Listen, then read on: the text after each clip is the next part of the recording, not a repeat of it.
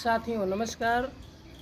मैं इंद्रपाल सिंह आज आपको नोएडा के ऐसे गांव में लेकर आया हूं जिसको इस ज़मीन को रावण का गांव बोला जाता है। इस गांव का नाम है बिसरख और बिसरख ये दिल्ली एनसीआर में आता है। कहा जाता है कि यहाँ कुछ लोग ये भी कहते हैं कि यह रावण की ननिहाल यहाँ पर रही है और इसीलिए मैं इस पावन धरती पर आप लोगों को यह दिखाने के लिए आया हूँ ताकि आप लोगों को ये पता लग सके ये हकीकत क्या है और कैसा दिखता है। सामने बहुत प्राचीन मंदिर है जो कि अंदर शिवलिंग रखा हुआ है, वो भी हम आप लोगों को अवगत कराएंगे। और आप देख सकते हैं कि ये तमाम देवी देवताओं की, इधर देखिए प्रांगण को दिखाइए।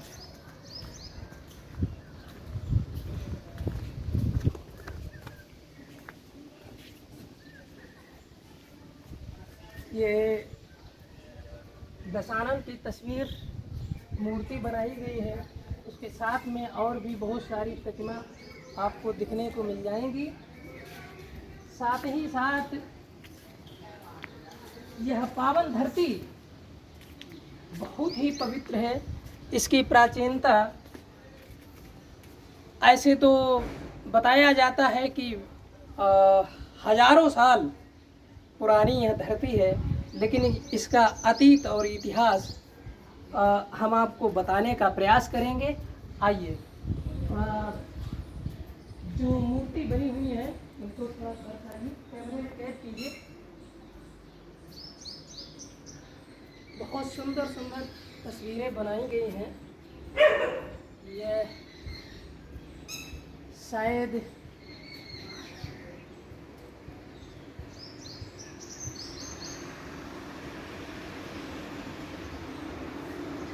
ज़मीन बहुत गर्म है धूप के कारण। अब हम आपको उस शिवलिंग की तरफ लेके चल रहे हैं। आइए, मैं पहले से पुष्प चढ़ाने का काम करूंगा। यहाँ से शुरू।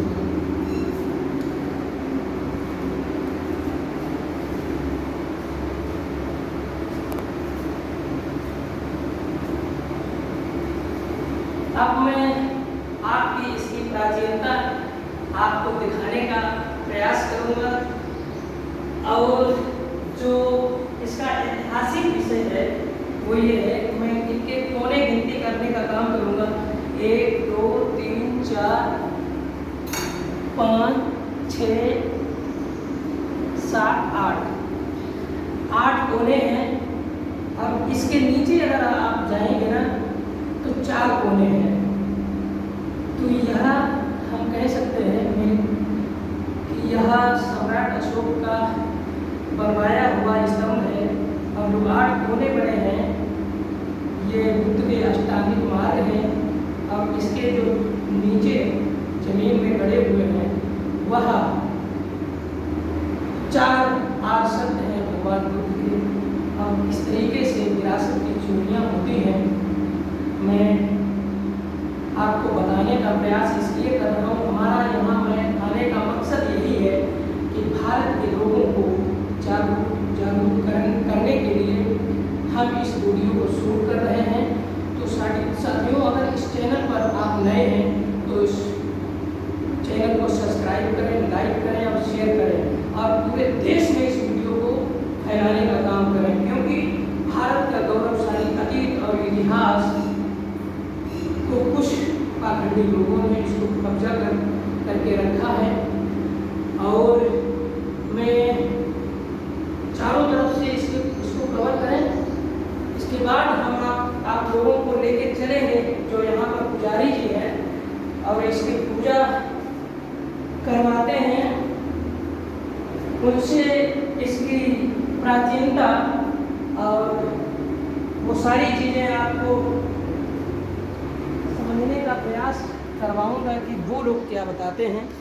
हमने भारत के गौरवशाली अतीत को आपको बताने का काम किया है। जिस तरीके से अचलपुर बैरंजा में सम्राट अशोक महान ने चार स्तंभों का बनवाने का काम किया, और आज हम ग्राम बिसरा, नोएडा जिला गौतम बुद्ध नगर भारत में ये पड़ता है। और इस क्षेत्र को, इस गांव को रावण की ननिहाल भी बताया जाता है। कुछ लोग रावण के गांव के नाम से भी जानते हैं।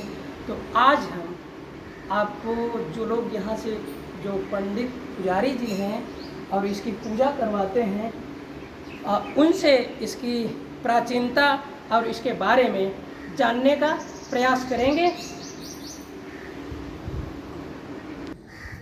आप लोग कहाँ से आए हैं? चंडीगढ़ से आए सर। थोड़ा माइक पास। चंडीगढ़ से आए हैं। अच्छा, इस ज़मीन के बारे में आपको कैसे पता लगा? ये क्या है? हमारे बड़े बड़े भाई सब यहाँ पे आते थे जी 18 साल पहले। जी। ये किसका गांव है? रावण का। रावण का गांव है जी। तो हमारे देश में ये कहा जाता है कि देश में सबसे ज़्यादा लोग तो रावण के विरोधी है, लेकिन बिसरा की एक ऐसा गांव है जहां पर रावण की पूजा की जाती है। इस पे आपका क्या कहना है? रावण के एक देवता, उसकी पूजा होती है, पर आजकल तो हर इंसान रावण बना हुआ है। बिल्कुल। आप प्रॉपर कहाँ के रहने वाले हैं? चंडीगढ़। चंडीगढ़ से। हाँ जी। ओके ओके जी। कोई बात नहीं। सर, आप कहाँ से आए हैं? हम मोहाली से जी, एयरपोर्ट से। इस जगह की प्राचीनता के बारे में कुछ पता है? ये बहुत ज़्यादा पुरानी जगह है जी। जी ठीक है जी। जी और बाकी जो भी चीज़ है आपको बाबा बताएंगे। जी। आपकी बहुत असीम श्रद्धा है। हाँ जी, हाँ जी। ओके। हमारे साथ में हैं यहाँ के पुजारी। आपका शुभ नाम? पंडित विनय भारद्वाज। पंडित जी, मैं इस जगह के प्राचीनता के बारे में आपसे जानकारी चाहता हूँ। जैसे कि बहुत सारे लोग ऐसे हैं हमारे देश के जो इस पवित्र धरती को, पावन भूमि को रावण का गांव बताते हैं। कुछ लोग ये भी कहते हैं कि यह रावण की ननिहाल थी। और इस पवित्र धरती, पवित्र भूमि के बारे में आप जो सही जानकारी है वो हमारे दर्शकों को देने का काम करें। ये रावण की ननिहाल नहीं है जी। ये रावण की जन्मभूमि है। रावण यहाँ पैदा हुआ पैदा था? हुआ था जी। यहाँ पर रावण ही पैदा नहीं हुआ, रावण के पिताजी का भी जन्म यही है। रावण के पिताजी का नाम क्या था? महर्षि विश्वेश्वर। ओके। उनका भी जन्म यही हुआ है। और ये जिस लिंग को आप सामने देख रहे हैं, ये ब्रह्मा और पुलस्त मुनि द्वारा पृथ्वी से उत्पन्न किया और स्वयं भू। जब सृष्टि का प्रारंभ किया है तो उन्होंने सबसे पहले किसी भी देवता का पूजन करते हैं, तो ब्रह्मा जी ने और पुलस्त मुनि ने इस शिवलिंग का पूजन किया। उसके बाद सृष्टि का प्रारंभ। ये जो शिवलिंग है, ये कितने साल पुराना हो सकता है? जिसको युग निकल गए हो उसका साल में जोड़ सकोगे? नहीं, फिर भी एक अनुमानित आंकड़ा। आप पढ़े लिखे हैं तो तुम्हारा संवत, सन, ईसवी, शताब्दी चंद्रगुप्त विक्रमादित्य ने प्रारंभ की। जी हाँ जी। विक्रमादित्य का जन्म कलयुग में हुआ। जी। हाँ? उससे पहले क्या था? सतयुग। वर्ष कैसे जोड़ते थे? ये भी बात सही है। कहते नहीं है वो एक मुल्ला ने मतलब कहा- इस पावन धरती की कोई प्राचीनता का अंत नहीं है। जब हम कह रहे सृष्टि के प्रारंभ का है, जी जी जी जी जी। जब बिल्कुल। सृष्टि के प्रारंभ का है तो सृष्टि को प्रारंभ हुए कितने वर्ष हो गए? वर्ष का तो हिसाब लगाना पाना कठिन है। बिल्कुल बिल्कुल। वर्ष कोई एक प्रकार का नहीं होता है। आप अध्ययन करिए। जी। प्रकाश वर्ष, पर वर्ष, ब्रह्म वर्ष, दिवस वर्ष, कितने प्रकार के वर्ष होते हैं। लेकिन पंडित जी, एक चीज़ और है कि हमारे देश के जो लोग हैं वो भ्रमित हैं। और कुछ लोग कहते हैं कि रावण का जन्म लंका में हुआ था। जी नहीं, रावण यहाँ पैदा हुआ। फिर रावण का लंका से क्या संबंध है? लंका से संबंध है। लंका का राजा उसका सौतेला भाई कुबेर था। कुबेर? जी हाँ, जो रावण का सौतेला भाई था इसने बलपूर्वक लंका छीन ली और वहाँ अपना राज्य कर स्थापित किया। यस, लेकिन कुछ लोग तो ये कहते हैं कि रावण का भी जन्म हुआ वहीं हुआ, और जो उसका छोटा भाई था कुंभकर्ण, वो भी सब वहीं पैदा हुए। अगर कोई कहे कि हम बाजार में नंगे घूमेंगे तो हम उसको रोक पाएंगे? नहीं, तो एक चीज़ और, हमारा इतिहास कहता, हमारी किताबें कहती हैं, हमारा जो वेद कह रहे हैं, हम उसको मानेंगे कि लोग कहते हैं। अगर हम लोग की मानेंगे तो वेदों को आग लगा दो। नहीं, वो तो शास्त्रों में ही लिखा है। अब कहाँ लिखा शास्त्रों में कि रावण का जन्म लंका में? बताइए आप। नहीं तो आप बताइए, वो किताब बताइए, हम वही किताब ला के देते हैं। और रामचरितमानस में भी श्रीलंका का ही आख्यान है। मैं अभी रामायण मंगाता हूँ, आप दिखाइए उसमें कि लंका में रावण का जन्म हुआ। अच्छा, तो मतलब हम लोगों को बहुत ज़्यादा जानकारी नहीं, हम तो सिर्फ इसके बारे में। जब आप कह रहे हैं कि रामचरितमानस में लिखा, तो हम रामचरितमानस मंगा रहे हैं। मतलब उस रामायण भी मंगा रहे हैं, अष्टावक्र रामायण है वो भी मंगा रहे हैं, मतलब रामायण है वो भी मंगा रहे हैं, हमारे पास तो है। रावण के जन्म का उनमें कोई उल्लेख नहीं है? बिल्कुल नहीं, बताइए कहाँ है। अच्छा, बिल्कुल। तो रावण का पहला परिचय दिया धनुष्यज्ञ से। इसके पहले रावण का कहीं नाम है? किस में दिया गया? धनुष यज्ञ में। अच्छा, जो उनके यहाँ राजा जनक के यहाँ हुआ था। अच्छा, पहले रावण का कोई परिचय है ही नहीं। ओके, अगर रामचरितमानस की बात करो तो मैं तो रामचरितमानस पढ़ता रहता हूँ। इसकी गहराई लगभग कितनी होगी लोगों का? कोई अंदाज नहीं है, एंड नहीं मिला इसका। मतलब फिर भी मतलब 100 फुट 70 फुट अरे भाई, जब उसका एंड मिला नहीं तो उसको ना कैसे नहीं पाता है। तो मतलब अंदर इसकी अभी मतलब लोगों ने अभी इसकी खुदाई तो की होगी। खुदाई करके बहुत पहले कभी किया, अभी तो नहीं किया। जैसे आप हमसे पूछ रहे हो वैसे हमने भी किसी तो यहाँ पर कोई मतलब पहले कोई मतलब हीरा, कोई मतलब किला वगैरह था, कोई हीरा वगैरह था? महर्षि विश्वेश्वरवा एक ऋषि था। और ऋषि कभी किले में रहते, वो तो जंगल में घास फूस की कुटिया बनाकर रहे थे, तो ये उनका आश्रम है। अच्छा पंडित जी, मेरा अंतिम सवाल आपसे ये है कि रावण अगर गलत था तो फिर लोग जलाते उसको क्यों है? अगर पंडित था, विद्वान है तो उनको पूजा भी जाता है। इस पर जलाने वाले पर हमें आप थोड़ा सा बताएं कि रावण को क्यों जलाया जाता है, और उनकी जो ज्ञानता था, उनको जो विद्वता थी, वो उस पर लोग भी सवाल उठाते हैं। ये कलयुग है, क्या हो जाएगा कोई गारंटी नहीं। इस गांव में रावण की पूजा होती है क्या? मैं स्वयं करता हूँ, गाँव में तो मैं स्वयं करता हूँ। अच्छा, आप रामचंद्र की पूजा नहीं करते? बिल्कुल करते हैं। मतलब राम की पूजा रावण भी करते हैं, रावण की भी करते हैं। दशहरा को रावण दहन होता है तो रावण को जलाते हैं क्या आप?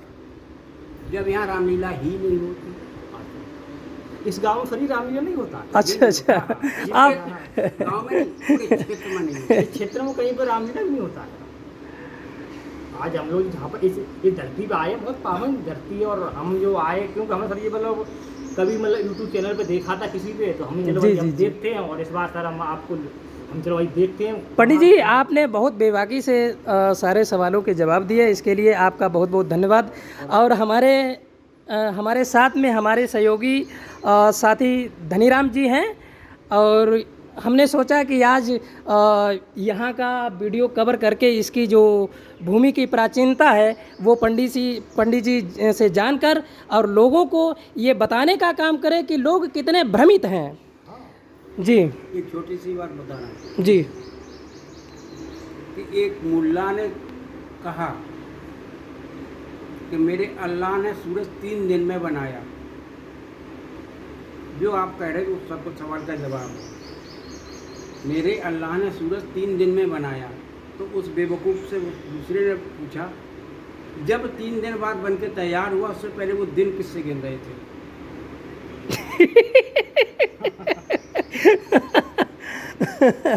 बिल्कुल। मैं पुनः एक बार जो अति प्राचीन शिवलिंग है उसकी मैं आपको दोबारा से तस्वीर दिखाना चाहता हूँ।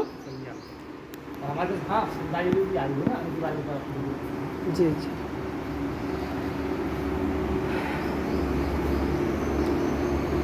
तो बहुत प्राचीन है, अति प्राचीन कह सकते हैं हम।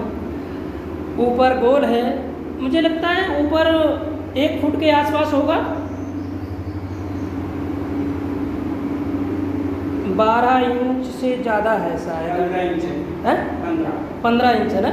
उसके बाद में भी कोने बने हुए हैं। ये अति प्राचीन शिवलिंग है। शिवलिंग है। जी जी जी जी जी। इसके जो कोने हैं वो 8 हैं। और भारत में मैं देख सकता हूँ कि ऐसे शिवलिंग आपको अनेकों मिल जाएंगे, जिनकी संख्या मेरे हिसाब से हज़ारों में होगी। पंडित जी, एम आई राइट? हज़ारों में होगी ना? जी जी जी। ठीक है पंडित जी, आपका बहुत बहुत धन्यवाद। ये सुरंग बहुत पुरानी है ना? उसी काल में है ना। हाँ, मैं एक बार जाना चाहो चले जाओ, कोई दिक्कत नहीं। मैं आपको दिखाने का प्रयास करूंगा, लेकिन अंधेरा है, बहुत ज़्यादा अंधेरा है, नीचे दिख नहीं रहा है।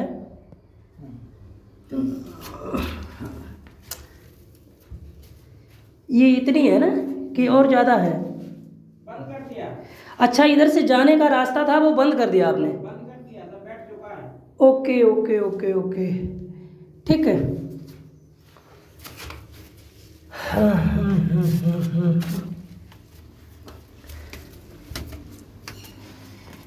कितने लोग भ्रमित हो जाते हैं जी। इस शिवलिंग पर पुष्प अर्पण करेंगे।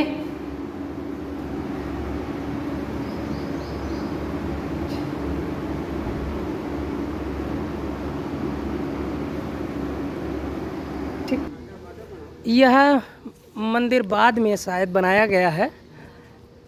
ये शनि मंदिर है ना? ये शनि मंदिर है।